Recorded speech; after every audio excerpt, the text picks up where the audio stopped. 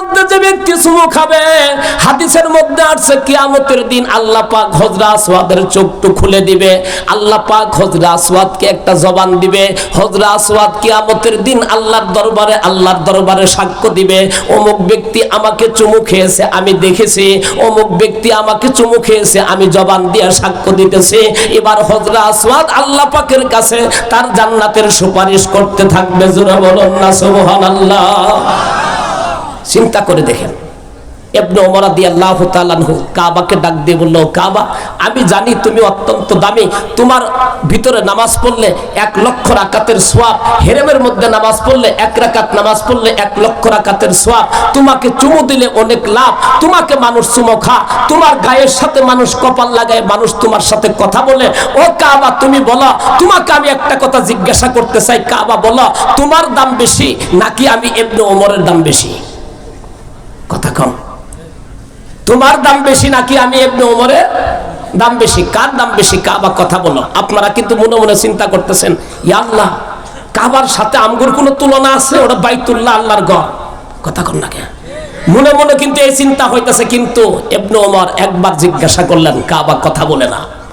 দ্বিতীয়বার আবার জিজ্ঞাসা করলেন, কাবা কথা বলে না। তৃতীয়বার আবার জিজ্ঞাসা করছে, কাবা, তোমার দাম বেশি নাকি আমার দাম বেশি? তুমি বলো। ও বাইতুল্লাহ, আল্লাহর কাবা, তোমার দাম বেশি না আমার দাম বেশি? তুমি বলো।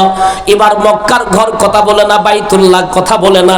এবার ইবনে ওমর নিজেই কাবার ঘায়ের মধ্যে হাতটা লাগাইয়া কাবাকে ডাক দিয়ে বলে, ও কাবা, ও বাইতুল্লাহ, তুমি জেনে রাখো, আমি ইবনে ওমর যদি ইমানের দৌলত নিয়ে ইন্তেকাল করতে পারি, ইমান নিয়ে যদি আমি মরতে পারি, ও কাবা, তুমি জানিয়ে রাখিও, তুমি বাইতুল্লাহর চাইতে আমি ইবনে ওমরের দাম বেশি। চিৎকার দিয়ে বলুন না সুবহানাল্লাহ। যদি আমি ইবনে ওমর ঈমান নিয়ে মরতে পারি, তাহলে তোমার চাইতে আমার দাম বেশি। আর আমি ইবনে ওমর যদি ঈমান নিয়ে না মরতে পারি, ঈমান নিয়ে যদি আমি কবরে না যাইতে পারি, কাবা, তুমি যাইনে রাখো, আমার চাইতে তোমার দাম বেশি। আমার বাবারা ভালো করে খেয়াল করে শুনেন, ইবনে ওমর রাদিয়াল্লাহু তাআলা আনহু কাবাগরকে জিজ্ঞাসা করছেন, কাবার ভিতর থেকে কোনো উত্তর আসে নাই।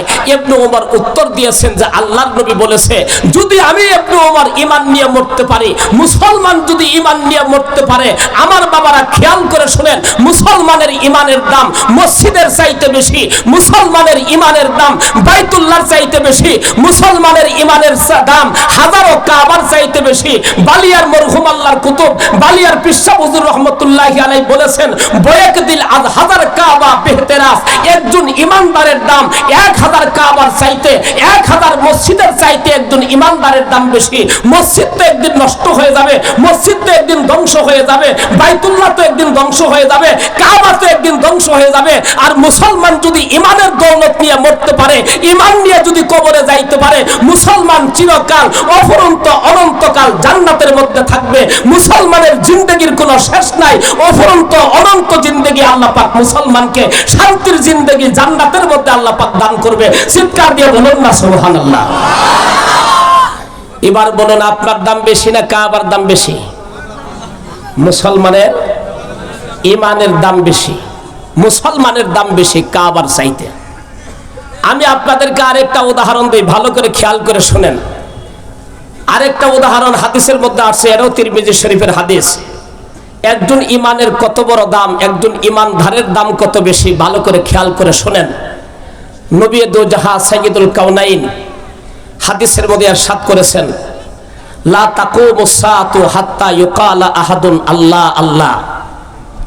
কি এই হাদিসটা আপনারা অনেকেই মসজিদের মেম্বরে ইমামের জবান থেকে খুতবার মধ্যে আপনারা শ্রবণ করেছেন।